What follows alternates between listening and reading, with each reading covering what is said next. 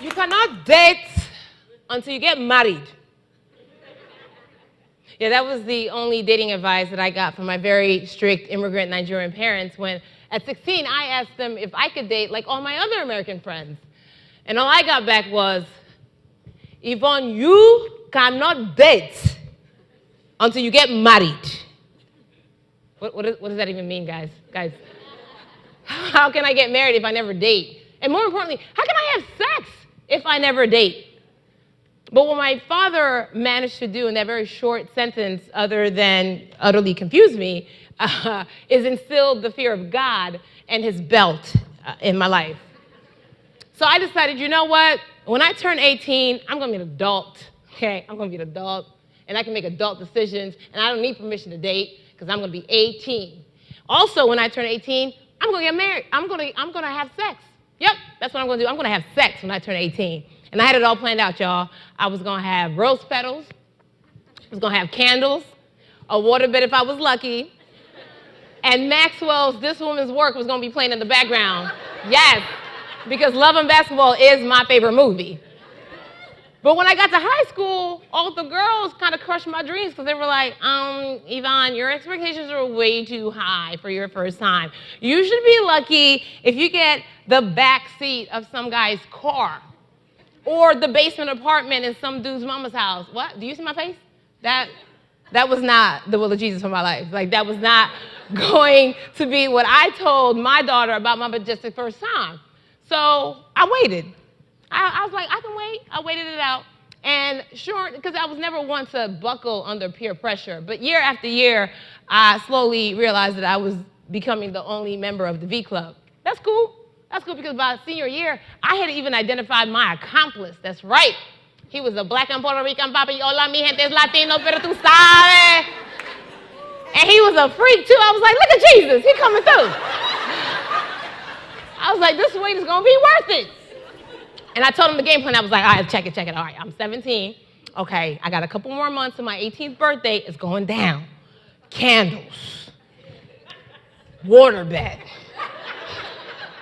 Rose petals. Like, I laid it down. I thought he was down for the count. I thought he was down for it until my freshman year of college, 17, with about 3 or 4 months left to go to my 18th birthday. And I realized that there were other girls who did not have the same timeline as I did. And they projected their offer to him. And he took them up on their offer. And that's cool, because I said, you know what, Yvonne? You are in college. I am sure there is a pretty young thing who has work study, so he can afford these rose petals that you're looking for. And whose roommate goes home on the weekend, so you can get your satin sheets, girl. And then life has a funny way of interrupting your plans, because one fateful Thursday, a friend of mine invited me to a campus Bible study. I love Jesus. He cool. Why not? Let's go. I got to the Bible study, and there was this beautiful minister. She was a med student, and she talked about how she was 25 and waiting until marriage to have sex. Hold up. What? Time out. Jesus, what happened? Who hurt her? I don't understand. Why would anybody do this? This is unacceptable. What? I'm not here for this. This is not why I came. And I sat there with my arms crossed like, no, this is not the will of Jesus for my life. And as I listened, though, she talked about just how much God was so important to her, and he had done so much for her that this ask was not a big deal in the grand scheme of things. And I was like, okay, what else you got? And then she kept talking, and her passion for Christ was really intriguing because she called God Daddy. I never had heard anybody call him Daddy. Like, that was very intimate and very personal. And so I found myself going like this to like this. And by the time I knew it, y'all, I'd been bamboozled by Jesus. I got saved at 17. I told him I was going to wait till 18, and he swooped in at 17, and now 33. We're still waiting. We are still waiting. But it's all good, though. I don't mind the wait. Thank you. I don't mind the wait, but my parents are singing a different tune now. When I remind them of their once, sound dating advice, what I get back is, Yvonne, time waits for nobody. You are no longer a spring chicken. You are ripe for marriage. Ripe. That's what they call me, guys, like I'm a mango. I love this other one. Yvonne, I went to church today and I lit 5 candles for you. Yes, maybe Jesus will see one of them and send you a husband. So who needs Tinder? You got a candle lighting African mama, okay? That's how this game works. But you know, I don't mind the wait, because here's the thing about it. Like, I joke around a lot, but what the wait does is weed out the riffraffs. A lot of people think the wait is actually keeping me from my Prince Charming, but what the wait actually does is keep me away from these dudes. But what you mean by commitment, though? Like commitment? Yeah, I don't have time for the foolishness, y'all. And so for me, if you ask, do I want to have sex? Of course I do. Like today, like right now, if you're here, like let me know. But that's just a short comfort, right? And sometimes you got to sacrifice short-term comforts to get long-term quality relationships that I want. Yeah, that's my face. That's the short-term comfort look. Like, it ain't always sexy, y'all, but it is sexy. And so for me right now at 33, what the wait is powerful. It's discipline. It's focus. It keeps the main thing the main thing. And I know some of you are all listening like, well, Yvonne, this sounds really good. However, I'm not about this way into marriage life. So, you got anything else for me? I do. I'm not here trying to sell you on way into marriage. Listen, my 17-year-old self is right there with you like, please stop talking right now, please, no. But here are some things that I do feel that you can wait for in a relationship. I feel like every relationship has things that are important that you can't wait for. And so I'm going to give you 5 things. 1, wait on the person who sees you for you and loves you regardless. Because here's the real. We all got issues, y'all. Like, I didn't think I had issues, because I mean, look at me. I'm amazing. On the surface, there was no, like, 7-year relationship that left me hurt, drinking red wine on a Thursday and eating popcorn like Olivia Pope. But we have issues. And it wasn't until a fight with a friend of mine that let me know, like, I got some deep, like, childhood issues that I didn't even know about. And that's the thing about wounds. You don't know you have them until they're scratched, and then you realize the scab is still fresh. So I had to dig deep.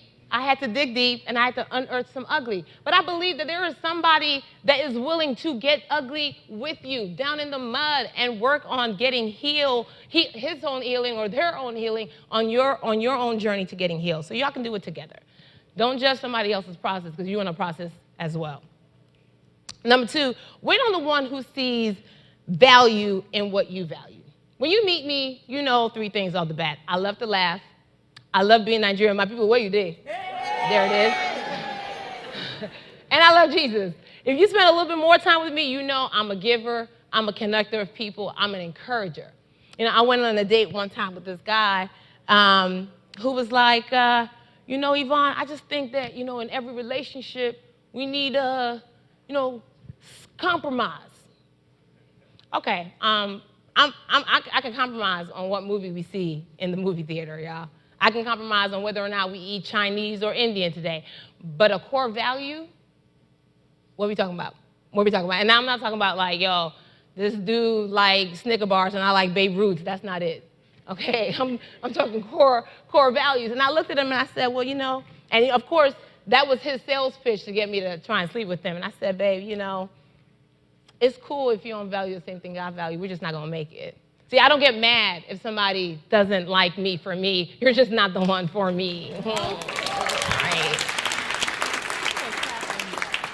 Number 3, wait on purpose and not in fear.